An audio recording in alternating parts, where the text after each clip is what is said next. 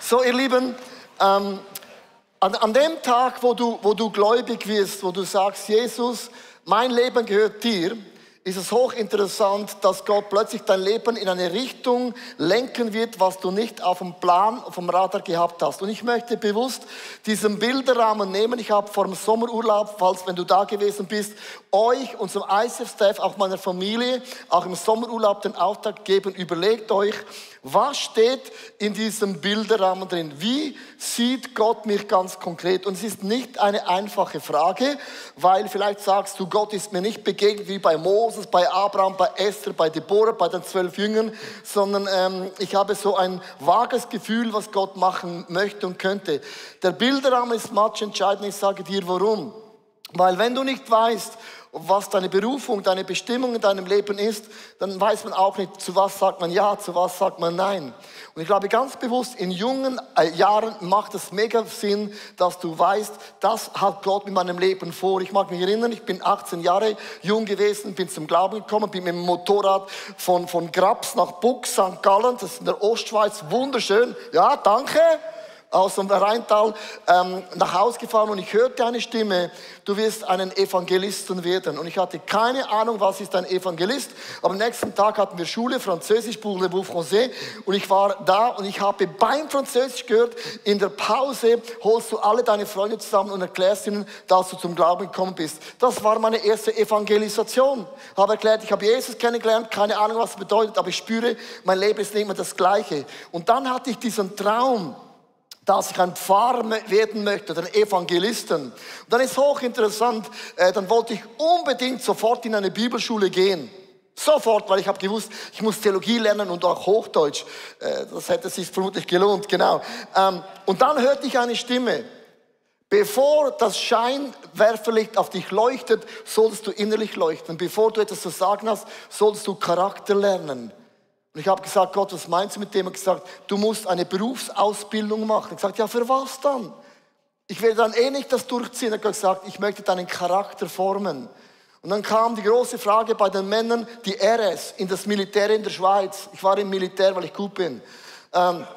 Und ich wollte nicht in das Militär gehen. Ich wollte nicht in das Militär gehen, weil es ist nicht mein Ding. Und Gott sagt wieder, du kannst die RS schon auslassen, aber wie wird dein Charakter wachsen? Und ich habe x-mal in meinem Leben gehört, wie Gott hat gesagt, Leo, ich habe eine Bestimmung, einen Beruf, aber dein Charakter ist dermaßen noch formbar und da braucht es noch viele Dinge, wo ich dich schleifen möchte. Das ist die Schule Gottes. Und darum dieser Bilderrahmen spielt dann eine Rolle, weil du ziehst Dinge nicht durch, wenn du nicht eine Vision hast, die größer ist als dein Leben. Und ich habe euch eine Frage gestellt und ich habe das nochmals mitgenommen, wie in der Schule, Repetition haben wir alle gerne.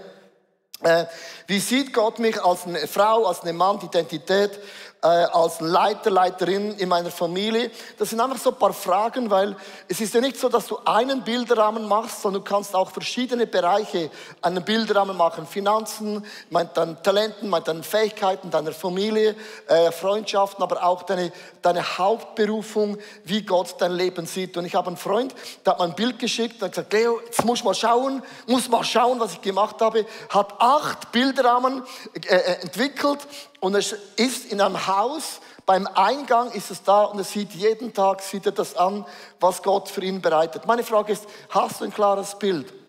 Weil wenn du mit Gott unterwegs bist, wirst du eine Begegnung haben, wo Gott dir eine Sichtweise gibt von ihm über deinem Leben, was größer ist als deine Bestimmung. Ich werde heute Abend einen Mann anschauen, Abraham. Wer kennt Abraham aus dem Alten Testament? Wer hat ihn schon getroffen? Unmöglich, das ist schon lange her. Also, wenn du eine Bibel da hast, in 1. Mose 22, 16 bis 18, hast ein Smartphone, 1. Mose 22, 16, 18, und du kannst smart mitlesen. Da heißt es, und es beginnt ganz spektakulär. Also schon der erste Satz ist Theologie pur. Ich, sagt der Herr, schwöre bei mir selber. Jetzt mach mal einen Punkt. Wenn Gott was verspricht, löst es immer ein. Und Gott sagt, Abraham, ich habe noch nie eine Verheißung gebrochen und ich schwöre in meiner Art, wie ich bin, was ich jetzt sage, ich werde es durchziehen. Weil du gehorsam warst und mir deinen einzigen Sohn als Opfer gegeben wolltest, werde ich dich überreich mit meinem Segen beschenken und dir so viele Nachkommen geben, wie Sterne am Himmel, wie Sand in Rimini, im Meer. Sie werden ihre Feinde besiegen und ihre Städte erobern. Alle Völker der Erde werden durch meine Nachkommen am Segen teilhaben. Also, Achtung, im Bilderrahmen von Abraham steht drin Völker. Meine Bestimmung ist, ich werde Völker machen. Und ich habe wie Sand am Meer, wie Sterne am Himmel. Völker steht da drauf bei Abraham. Weißt du, wenn Gott dir eine Berufung gibt, weißt du, was du hast? Nichts. Weißt du, was Abraham hatte? Nichts. Also, er hatte eine Frau, aber sonst hat er nichts. Ich habe Leute in unserer Church, die haben Firmen gestartet, auch Influencer, was auch immer. Und ich habe sie gefragt, wie hast du deine Firma gestartet? Und die Antwort ist immer genau gleich. Ich hatte nichts. Ich hatte keine Finanzen. Ich hatte keine Connections. Ich hatte bloß einen Traum, eine Vision, eine Zusage von Gott. Und das ist der Anfang. Du startest vielleicht mit einem Tram-Abo, wohnst zu Hause. Das ist nicht nichts, aber eigentlich hast du vielleicht nur ein Wort. Und 3 Dinge, die Abraham gemacht hat. Das erste ist, du musst deine göttliche Bestimmung proklamieren. Warum? Alles, was du siehst, hat Gott erschaffen mit einem Wort. Gott sprach und es wurde Licht. Gott sprach und es wurde Erde. Also alles, was entstanden ist, geschieht durch Wörter. Wenn du in einer Freundschaft drin bist verheiratet oder deine Eltern, was auch immer, hast du gewusst, wenn du deiner Mutter, ein ganz einfaches Beispiel, wenn du deiner Mutter sagst, Mami, du siehst in deinem Alter einfach saugut aus, dann sagt deine Mami, danke. Und Mami hat sogar ein Tattoo, das man immer lesen kann, immerhin, du hast versucht. Das heißt, wenn man Worte ausspricht an Komplimenten, beginnt das Gegenüber an zu leben, oder? Merkst du es? Also Worte haben eine Kraft. Und jetzt Achtung, was Gott immer macht, er ändert Namen. Du warst ein Sünder und du warst eine Sünderin, so sagt die Bibel. Als du zum Glauben kamst, nennt dich Gott mein Sohn und meine Tochter. Wir fühlen uns nicht immer nach Sohn und Tochter, aber wir sind Söhne und Töchter von einem lebendigen Gott, einem aberliebenden Vater. Ist jemand happy, ein Sohn, eine Tochter Gottes zu sein? So, Gott hat den Namen geändert. Einen Namen geändert. Jetzt Achtung, Abraham, ich habe das aufgeschrieben, Abraham hieß er, der Vater ist erhaben. Aber Gott sagt zu ihm, jetzt bist du Abraham, Vater vieler Völker. Und jetzt Achtung, was seine Frau gemacht hat, er hat gesagt, Abraham, Vater vieler Völker, komm nach Hause, der Brunch ist ready. Und Abraham hat gedacht, ja, so Vater vieler Völker, ich bin immer noch alleine. Und sie hat jeden Tag gesagt, Abraham, Vater vieler Völker. Nach einem Monat hat Abraham gesagt, ja, ich höre, was du sagst, aber ich habe gar keine Kinder.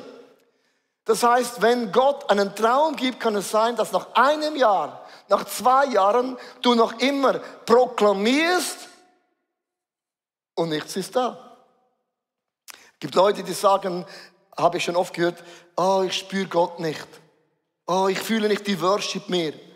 Frage ich mich, ja, wie lange ist das schon her? 3 Wochen. Mach mal so, mach mal so, mach mal so. Heul leise, Chantal.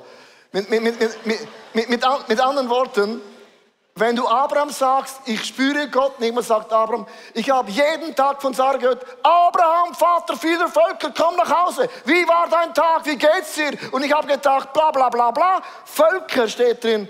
Aber was ich habe, ist nichts.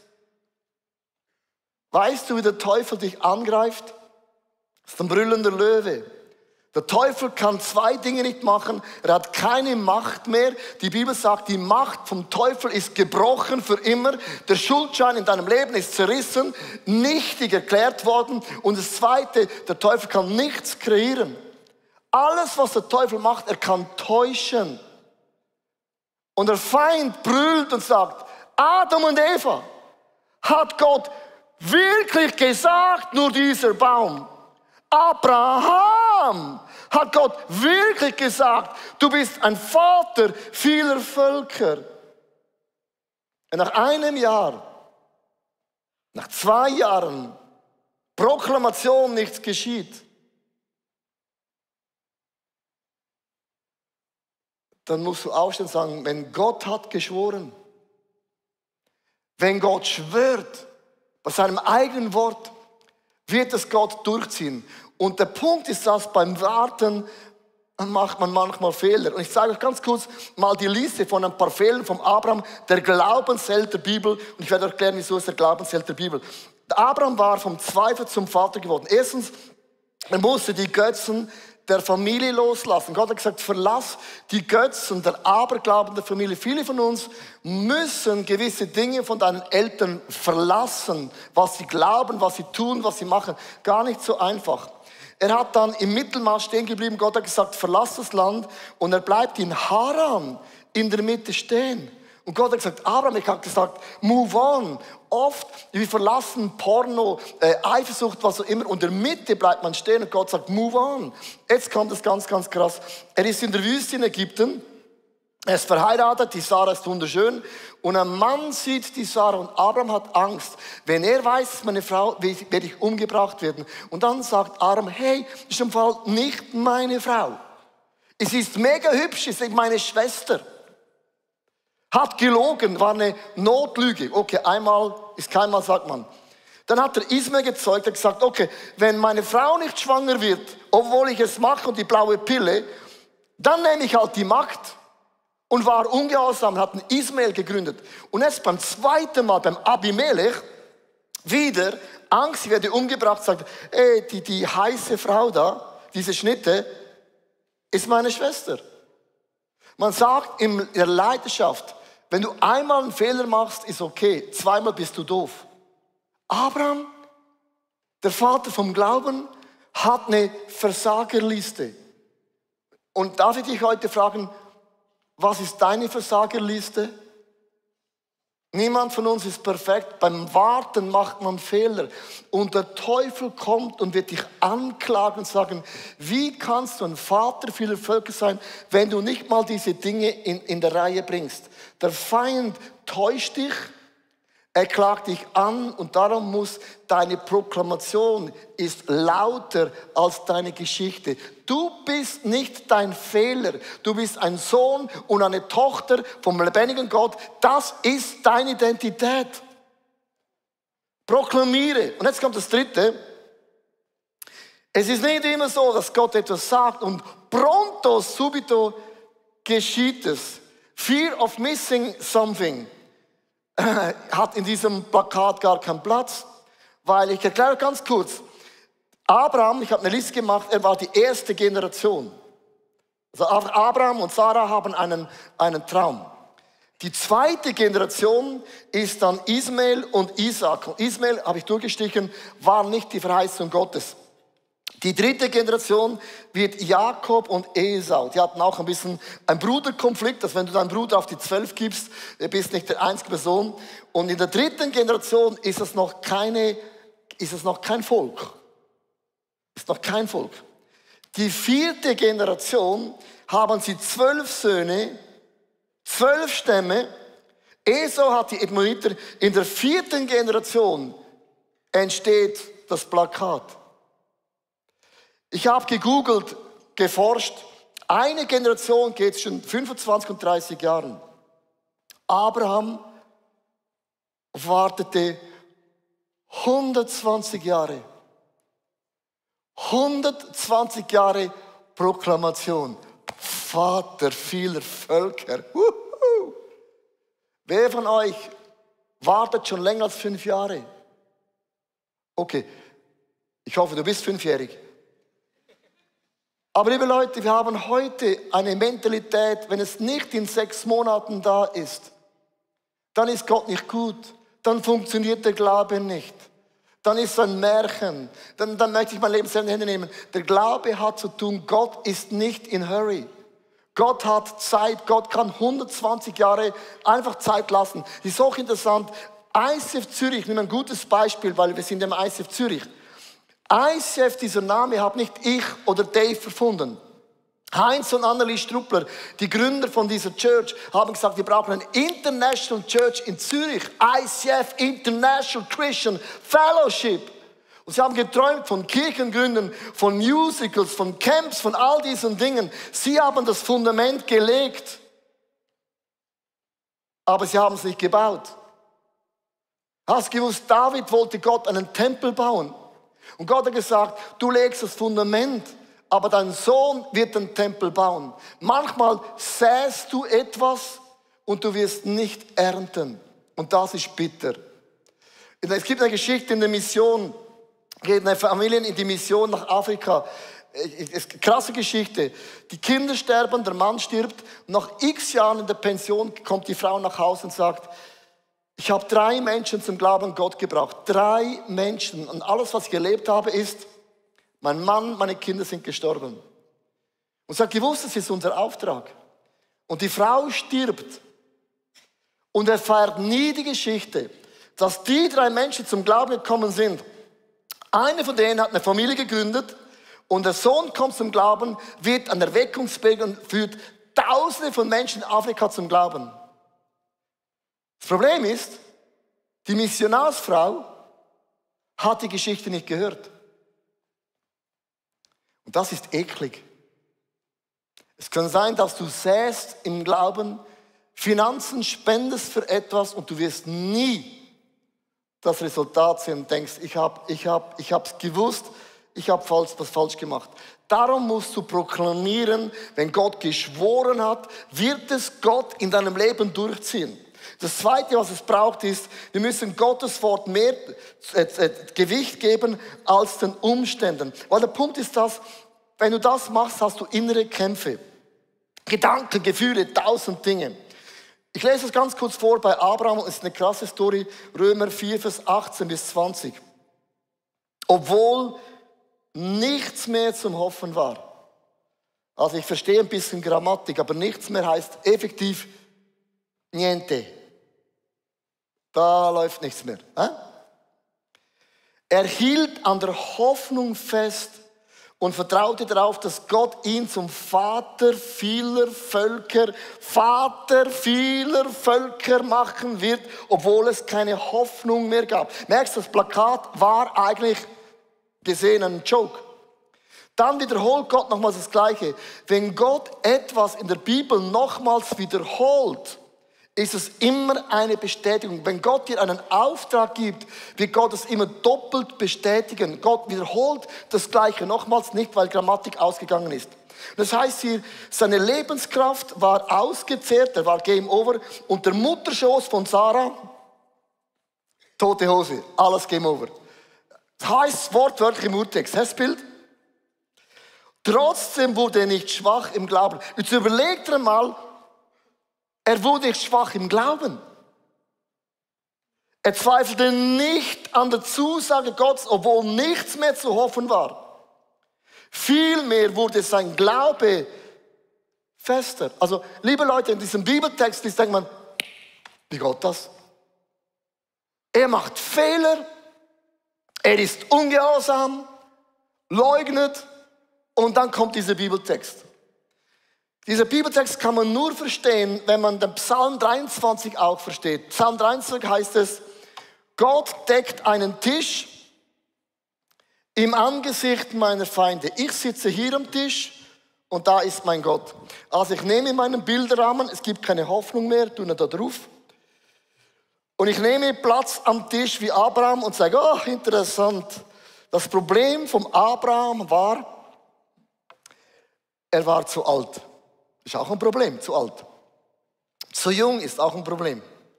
Und das zweite Problem war gewesen, Sarah, tote Hose. Und es heißt hier wortwörtlich, sein Glaube wurde stärker. Erklär mir das. Also wenn das in meinem Leben geschieht, geschieht das Gegenteil. Der Glaube funktioniert nicht und ICF und Christen und alle diese Dinge. Kennst du diese Worte? Kennst du deine Freunde? Verlassen den Glauben. Ich habe eine Frage. Was ist dein Riese? Was ist deine Unmöglichkeit? Vielleicht sagst du, ich habe nicht den IQ. Hat man über mich auch gesagt, obwohl ich den Test korrekt ausgefüllt habe. Ich bin Legastheniker, obwohl ich mir Mühe gebe. Ich habe viele Riesen in meinem Leben. Wie kann der Glaube wachsen? Ich habe eine Auflistung gemacht, einfach so ein bisschen so zum Überlegen. Vielleicht bist du entmutigt. Vielleicht hast du mega Angst, hast Zweifel, Sünde, Versuchung in deinem Leben, wo du merkst, es lockt dich weg von Gott. Scham, Schuldgefühle, Menschenfurcht, Bequemlichkeit, Materialismus. Man kann das auflisten. Ich habe keine Ahnung, was deine Geschichte ist. Aber wir alle haben ein Paket. Wir alle haben Riesen. Wir alle haben Themen, wo es heißt, es ist unmöglich. Und ich muss lernen, dass wenn er mich an diesem Tisch sitzt, im Angesicht meiner Feinde, bedeutet, ich werde nie alleine kämpfen. Jetzt kommt theologisch ein Wort. Und dieses eine Wort erklärt den Mann vom Glauben. Ohne dieses eine Wort macht die Geschichte keinen Sinn. Wie kannst du ein Mann vom Glauben sein, wenn du lügst, nicht gehorsam bist, total Scheiße machst und dann sagt Gott, das ist ein Vorbild. Es heißt in Römer 4, Vers 21, er gab Gott die Ehre. Und er war felsenfest davon überzeugt, was Gott zusagt, das kann, bist du dabei?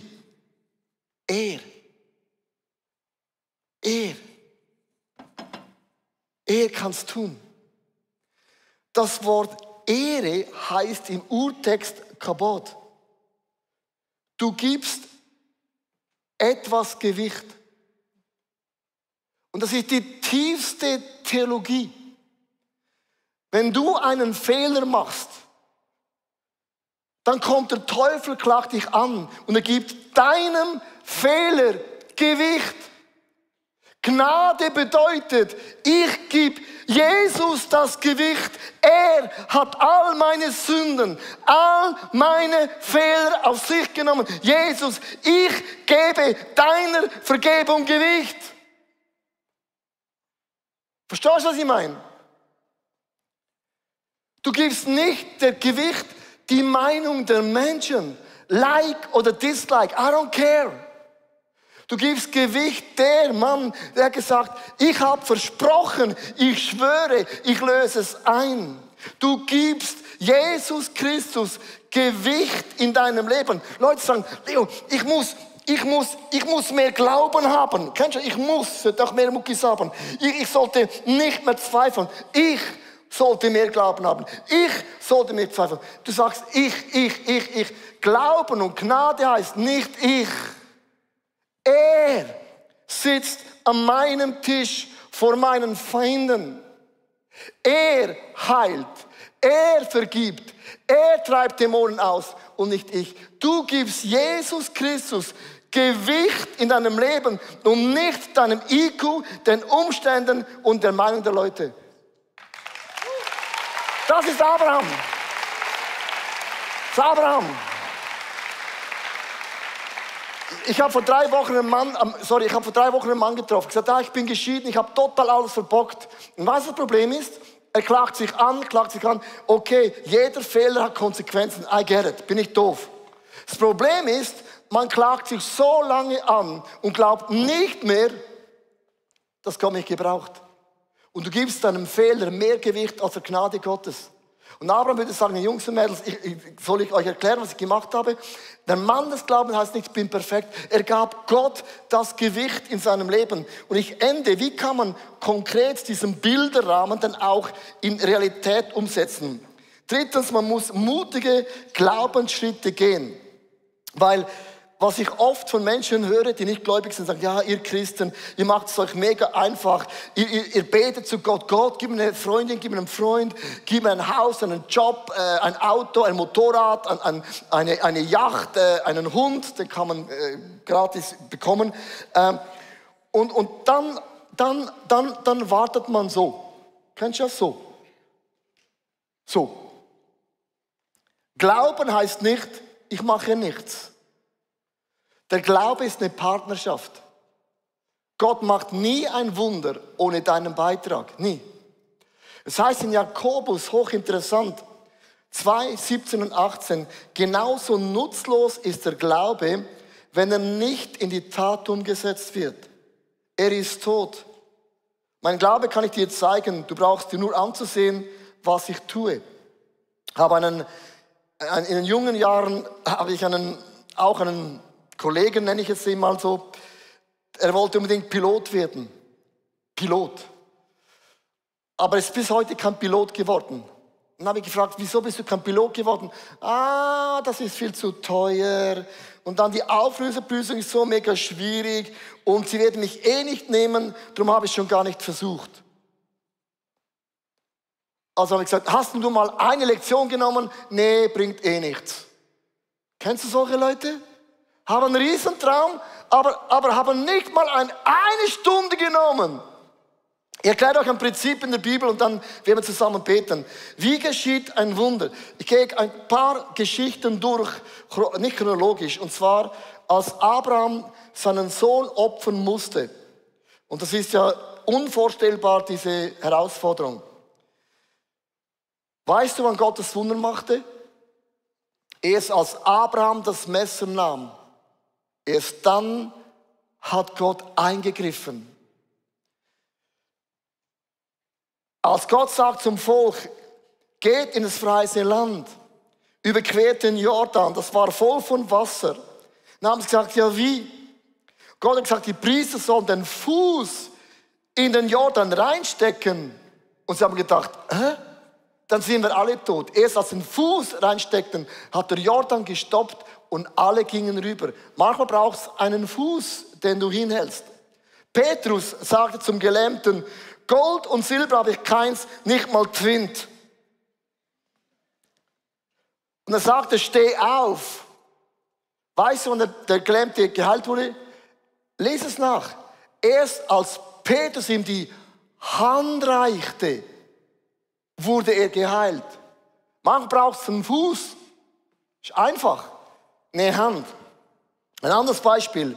Als Jesus die Menschen befähigte, Dämonen auszutreiben und für Kranke zu beten, erst als Jesus die Hand auf die Köpfe legte, wurden sie befähigt. Manchmal brauchst du einen Fuß, eine Hand, Pfote auf den Kopf. Die 10 Aussätzigen hat Jesus gesagt, wenn ihr geht, während ihr läuft, werdet ihr gesund. Manchmal brauchst du einen Fuß, eine Hand, eine Pfote, manchmal musst du einfach gehen. Paulus war blind. Erst als Ananias zu ihm nach Hause kam, in seine Wohnung, wurde er wieder sehend. Manchmal brauchst du einen Fuß, eine Hand, eine Pfote und manchmal musst du zu ihm nach Hause kommen. Beste Beispiel Noah. Gott sagt zum Noah, es kommt eine Sintflut, bau eine Arche. Und als die Frau gefragt hat, was machst du? Sagt, ich baue eine Arche. Warum? Es kommt eine Sintflut, sagt die Frau. Regen? Was ist Regen? Wir Schweizer sagen, wir wissen, was Regen ist im Juli. Katastrophe. Was ist Regen? Und dann hat Gott gesagt, dann werden die Tiere kommen. Wann kam die Sintflut? Wann kamen die Tiere? Erst als Noah die Arche baute, dann kamen die Tiere und dann kam die Sintflut. Mit anderen Worten, Gott wird dich einladen, eine kleine Sache zu machen im Glauben. Ich habe die Geschichte schon ein paar Mal erzählt, aber ich erzähle es meine Geschichte. Vor vielen Jahren, wir waren jung im ICF, kam ein Prophet aus Brasilien und hat gesagt, ich sehe Flaggen von der ganzen Welt über dir und du wirst auf der ganzen Welt predigen. Ich hatte 2 Probleme, ich konnte weder Englisch noch ich fliege gerne. Ich finde Fliege so langweilig, weil im Fliegen kannst du nicht Fußball spielen und kein Golf. Und ich habe mir aufgeschrieben, bin ein Evangelist, ein Motivator, ein Apostel auf der ganzen Welt. Jetzt kann ich so sagen, okay Gott, dann mach einmal. Kennst du das so? Ich glaube das. Da waren wir beim ersten Mal in Amerika und ich habe das ein bisschen studiert, dass Gott nie ein Wunder macht ohne deinen Beitrag. Dann habe ich im Walmart einen Koffer gekauft. Amerikanische Koffer in Amerika. Und habe ihn mir am Bett gestellt, weil meine Frau hat die linke Seite, ich die rechte Seite und ich kann da hinstellen, was ich will. Das ist ja meine Zone. Wir treffen uns immer in der Mitte. Das ist meine Zone. Und der Koffer stand immer da. Und ich habe jeden Tag den Koffer gesehen. Das mag für dich ein Witz sein. Aber ohne Hand, ohne Fuß, ohne Besuchen, ohne die Pfoten auf dem Kopf, ohne die Arche, ohne den Koffer, wird Gott nichts machen. Und Jahre später habe ich Einladungen auf der ganzen Welt. Ich kann Pick und Choose, wo ich gehe. Aber viele von uns sind einfach da und du glaubst und hoffst, dass Gott ein Wunder macht. Es ist immer etwas Kleines, was Gott dich herausfordert. Ich möchte enden mit dem letzten Bibeltext und der braucht es, um das abzuschließen. Römer 4, 23 und 24 heißt es, Abraham ist durch seinen Glauben vor Gott bestehen konnte, ist nicht nur, jetzt musst du gut zuhören, seinetwegen aufgeschrieben worden, sondern für uns alle. Abraham würde sagen, komm, du nicht blöd. Deine Vergangenheit ist nicht deine Zukunft.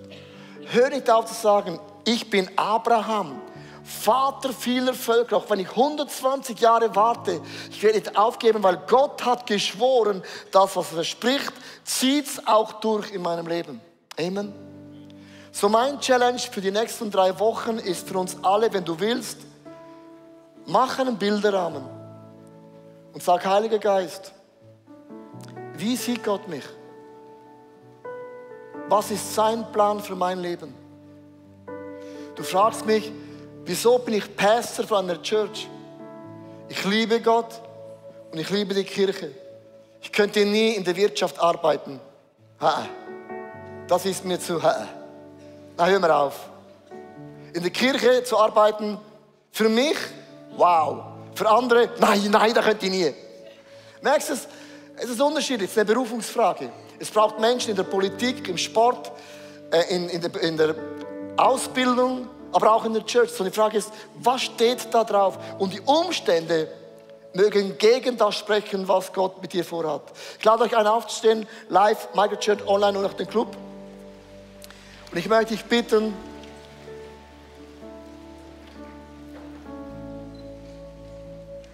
einfach deine Augen für ein paar Momente zu schließen.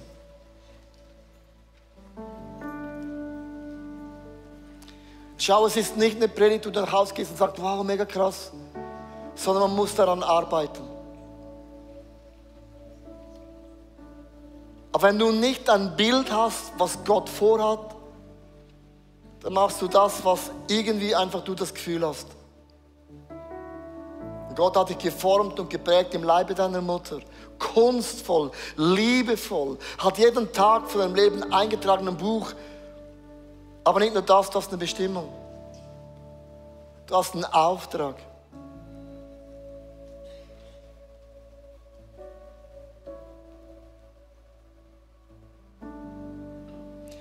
Bevor wir beten, darf ich dich fragen, was ist deine Geschichte? Was ist deine Liste, die du heute Abend mitgebracht hast? Abraham hat 2-mal gelogen, hat ein falsches Kind gezeugt, war in der Mitte stehen geblieben. Das ist die Geschichte von Abraham. Die bringt man mit. Was ist deine Geschichte heute?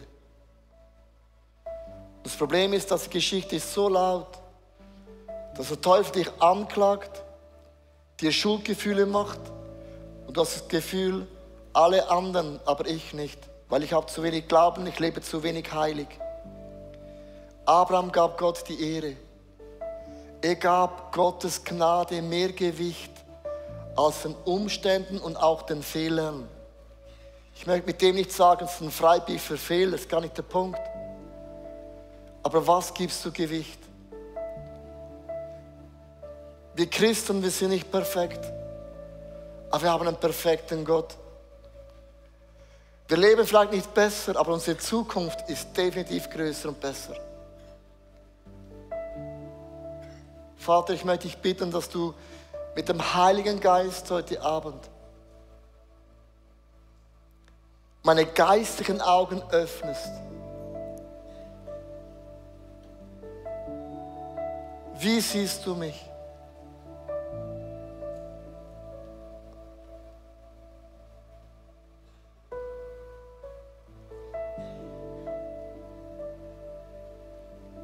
Und die Stimme Gottes ist immer mega leise.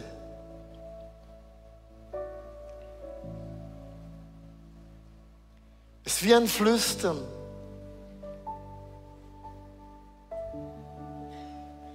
Aber es geht direkt in dein Herzen hinein. Und wie weißt du, was von Gott ist? Das spürst du, es ist rein. Man kann es wie nicht erklären, aber du spürst, es hat keine Zweifel dran. Es geht mitten in dein Herz.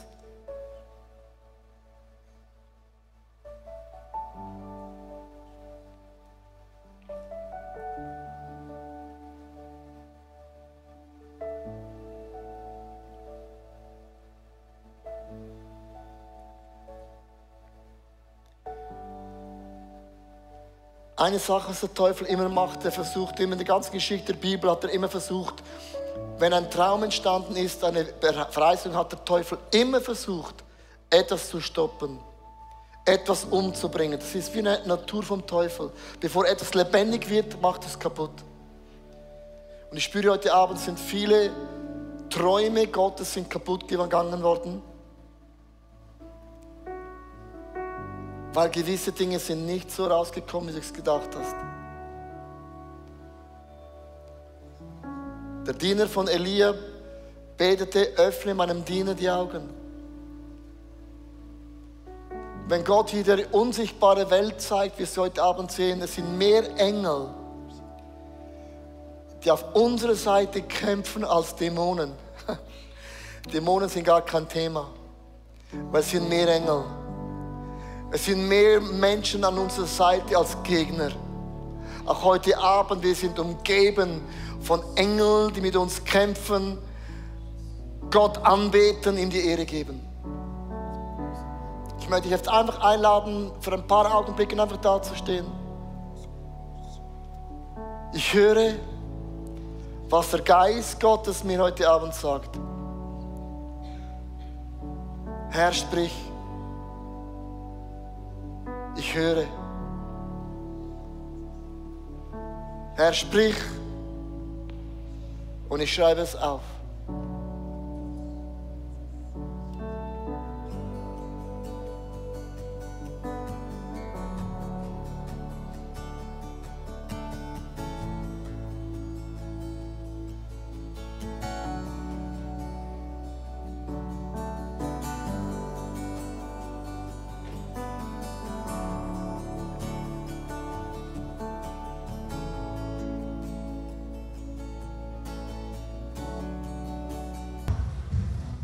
Wir glauben wirklich, dass Jesus auch zu dir redet, auch gerade durch die Message. Nimm dir Zeit, das wirklich in deinem Leben jetzt zu etablieren.